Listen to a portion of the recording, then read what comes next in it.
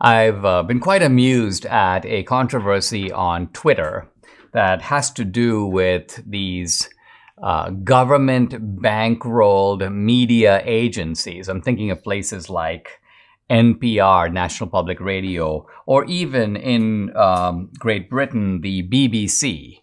Now, Twitter did something that was a little naughty, but not all that naughty, and in some ways quite accurate, which is that in the label of identification, it identified NPR and the BBC as state-affiliated media. State-affiliated media. Now think about it. This is clinically accurate. Why? Because NPR is a creation of the government. It receives, and I'll tell you in a minute how much, a lot of funding from the government. Now, NPR also raises funds from corporations, from private sources, and so on. But the government is a prime funder of NPR, as we'll see. Same is, of course, true of the BBC.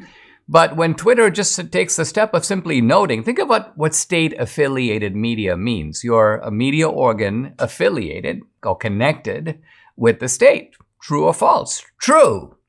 But NPR says, well, not really. We have editorial independence. We're able to speak our minds. We're able to speak truth to power. And then I say to myself, well, give me an example of the last time you spoke truth to power with the Biden administration in place. Show me some critiques that you've done on NPR of Biden regime policies. Well, as far as I know, there are none. And so what you have is NPR basically doing the bidding of the Biden regime while pretending to an editorial independence that I think is somewhat questionable. It's questionable only because of the golden rule, right? What's the golden rule? He who provides the gold makes the rules. By and large, when you're funding somebody, you're bankrolling them, you're putting money in their pocket, you're going to have leverage over what it is that they say and how they say it. In 2021, NPR received $640 million of federal funding.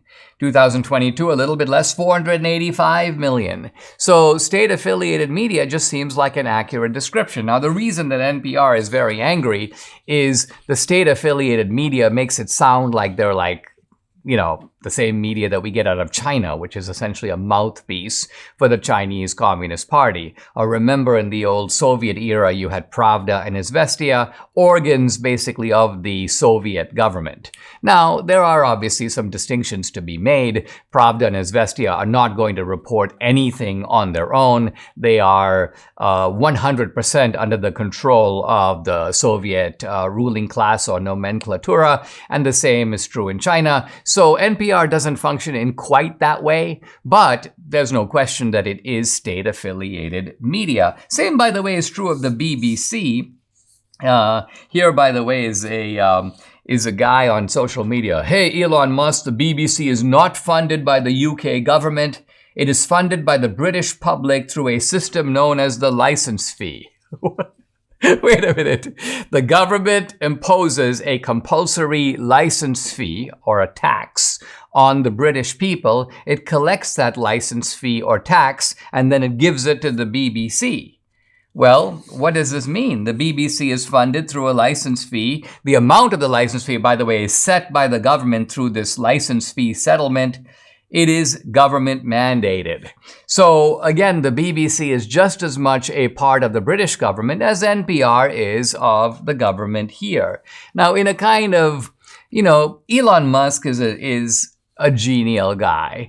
And so he said, all right, let me modify this NPR label. And so he has agreed to change it from state-affiliated media to, quote, government funded. Again, nothing could be more accurate. In fact, government funded is a little bit of an understatement of the relationship here, because after all, government funds all kinds of projects, small businesses, and so on. And NPR's relationship with the government is not the same. Certainly when you're getting something like $500 million every year from the government, that's a pretty big chunk of change. And by the way, when people talk about defunding NPR, taking away this government subsidy, NPR screams, puts out screeds feeds and press releases basically saying, we need this government money. We are a public institution that is devoted to the public trust and we're serving the public. So in other words, they highlight the necessity of government funding when it becomes convenient or when they need it.